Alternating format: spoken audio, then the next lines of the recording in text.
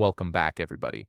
Today, I'm going to teach you how to make deposits in QuickBooks. Recording your deposits accurately ensures your bank records stay synchronized with your actual cash flow, which is essential for maintaining clear financial records for your business.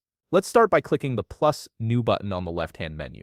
This button is your gateway to creating any new transaction in QuickBooks, from invoices to expenses, and in this case, bank deposits. Once you click it, a menu will appear with several categories of transactions you can create. Look for the section labeled Other and select Bank Deposit from the options listed there. This opens up the deposit entry form where you'll record all the details of the money going into your bank account. First, you'll need to specify which account this deposit is going into.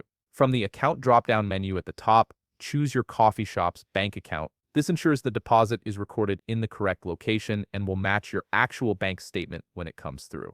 Next, in the Date field, enter the date of the deposit. This should typically be today's date or whatever date the funds are actually being deposited into your bank. Accurate dating helps with reconciliation and tracking your cash flow over time.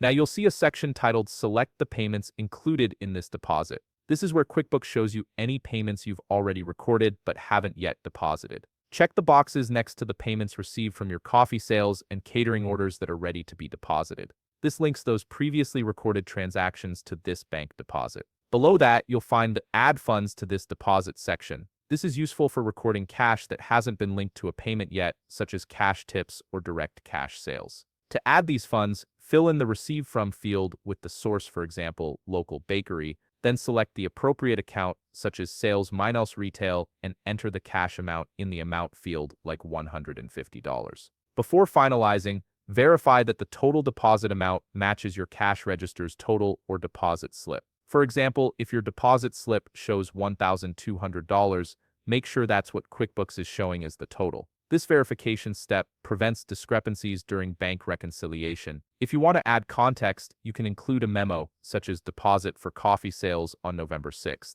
This note helps you identify the deposit later when reviewing your records. Finally, click Save and Close to record the deposit in your coffee shop bank account. Your deposit is now logged, and your bank balance in QuickBooks will reflect this new transaction. If you found this video helpful, please leave a like, subscribe, and see you in the next video.